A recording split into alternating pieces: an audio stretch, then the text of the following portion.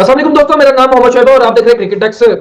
Cricketing दिग्गज रवि शास्त्री जी का एक मुकम्मल इंटरव्यू आ चुका है और साथ ही साथ कल एक फ्यूरियस किस्म की जो है ना वो प्रेस कॉन्फ्रेंस की है गौतम गंभीर ने। और पहली दफा मैंने उनको एक बात के ऊपर इतना खिलखिला के हंसते हुए देखा है। इस सब के ऊपर चर्चा करनी है। मेरे साथ मौजूद है सनाउल्लाह खान। सना भाई अस्सलाम वालेकुम। वालेकुम सलाम, कैसे हैं शोएब भाई? मैं ठीक हूँ सना भाई। सना भाई सबसे पहले तो क्योंकि इंटरव्यू लास्ट टाइम हमने जस्ट टीजर्स के ऊपर बात की थी और हमने कहा था कि जब ये इंटरव्यू कंप्लीट आएगा तो उसके ऊपर डाइसेक्ट उसको करेंगे, उसके ऊपर बात करेंगे।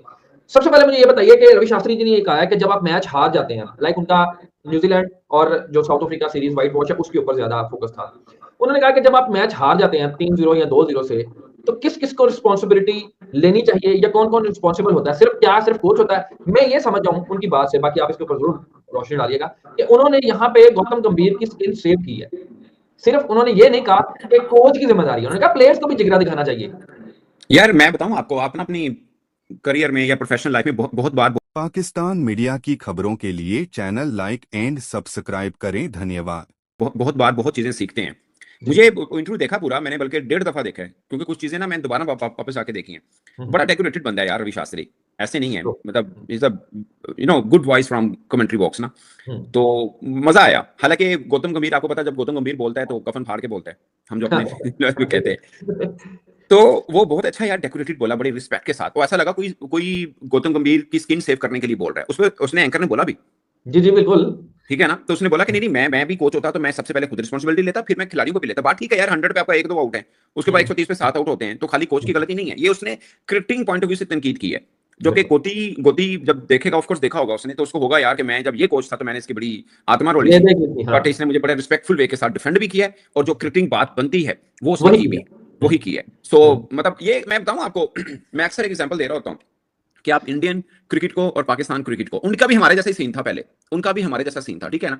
बट जितनी बैशिंग हमारे यहाँ हमारे फॉर्मर क्रिकेटर करते हैं ना, ठीक है ना। अब मैं छोटी सी बात कर रहा हूँ, उसने वो भी एक बड़ा नाम है, रवि शास्त्री साहब, ठीक है। उसने कितना रिस्पेक्टफुल वे के साथ हर क्रिकेटर को बोला और हर चीज को किया। हालांकि उनकी टीम भी 2-0 से हारी है, आपकी टीम तो 1-1 से ड्रॉ कराई थी हमने अफ्रीका, ठीक है।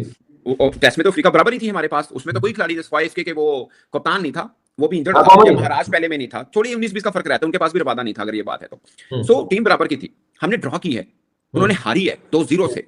लेकिन कितना रिस्पेक्टफुल वे के साथ, मैं कहता हूं ये इंटरव्यू ना पाकिस्तान के बहुत से फॉर्मर क्रिकेटर्स को सुनना चाहिए और इनको अकल आनी चाहिए कि भाई साहब, जब आपने किसी भी तनकीद करनी है तो कैसे अल्फाज इस्तेमाल करने।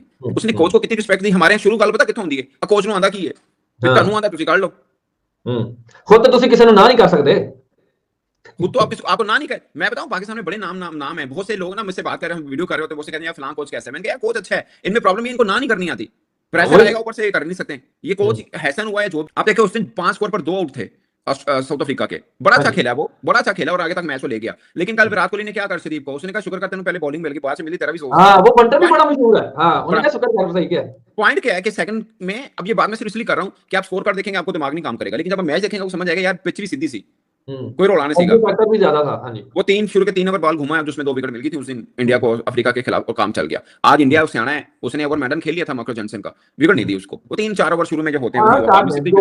सो पॉइंट इज, वो जो कह रहा है रवि शास्त्री साहब, जो कह रहे सन कि भाई साहब आपको सिलेक्टर को सिर्फ ये बताना है कि मुझे डेथ ओवर का बॉलर चाहिए, मुझे न्यू बॉल बॉलर चाहिए, मुझे फास्ट बॉलिंग ऑलराउंडर चाहिए, ये स्पिन बॉलिंग। अब ये सिलेक्शन कमेटी का काम है, वो ये बताए, उसका भी तो कोई रोल है ना। बट अगेन उसका वो रोल होना चाहिए, ये नहीं वो भी एसी के कमरे में बैठा सिलेक्टर है, ऐसा नहीं चाहिए। वो भी फिर जाके देखता हो और उसको बताता हो कि भाईजान ये लड़का है, ये आपको इस कंडीशन में ज्यादा अच्छा, देखो कोई फिंगर स्पिन है, कोई रिस्ट स्पिनर है, कोई कैसे है, वो सिलेक्शन कमेटी ने बताना कि यार इस कंडीशन में मैंने इसको खेलते हुए देखा था, इसने अच्छा परफॉर्म किया, यही कंडीशन श्रीलंका में आपको अच्छा काम देगी, तो ये लड़का बेहतर रहेगा एज कंपेयर टू वो लड़का। तो सिलेक्शन कमेटी का रोल ये है। बट अगेन अगर सिलेक्शन कमेटी ये रोल कर रही है तब ये डेफिनेशन अप्लाई होती है, अगर नहीं कर रही तो फिर तो गाली को नहीं ना। अगर कोच या कप्तान ये कह रहा है कि मुझे ये 15 दे दो, फिर सिलेक्शन कमेटी रूल आउट होगी, फिर सिलेक्शन कमेटी का काम क्या है? आप मेरी बात समझ रहे हैं? समझ गया। आप डिफाइंड रोल की बात कर रहे हैं ना बेसिकली। मैं तो हाँ ऐसे ही है। आप, वो उसने बड़ी सी बात की रवि शास्त्री साहब ने कि भाई साहब मैं सिर्फ उसको ये कहूंगा कि मुझे नई बॉल का बॉलर चाहिए। मतलब उसने जो बोला कि मैंने सिर्फ उसको कॉम्बिनेशन बताना है कि मुझे 3 नई बॉल बॉलर चाहिए 15 स्क्वाड में, ठीक है। 2 मुझे एक स्पिनर ऑलराउंडर चाहिए, फास्ट बॉलिंग ऑलराउंडर चाहिए, एक फास्ट बॉलर चाहिए मुझे डेथ ओवर में दे सके, ठीक है, और एक मुझे स्पिनर स्पेशलिस्ट चाहिए जो मैं डेथ ओवर में फास्ट बॉलर के साथ यूज कर सकूं। ये मेरा कॉम्बिनेशन आप मुझे बना के दे दो। और बीच में मुझे 3 प्लेयर चाहिए जो मिडिल ऑर्डर के हों, बाकी सब टॉप ऑर्डर में खेलने वाले हों। ये मेरा है, आप मुझे दे दें। या मुझे 8वें नंबर पे भी बैट्समैन चाहिए, बॉलिंग बैटिंग मतलब बॉलिंग ऑलराउंडर चाहिए, जो बॉलिंग का उसका रोल हो, साथ में बैटिंग में थोड़ी करता हूं। ये मेरा एक कॉम्बिनेशन, मैंने यहाँ पे 8 तक बैटिंग लेके जानी, जो भी आपका एक स्ट्रेटजी बनती है। सो आपने सिर्फ ये कॉम्बिनेशन बताने और सिलेक्शन कमेटी ने आपको वो कॉम्बिनेशन दे देने बना के।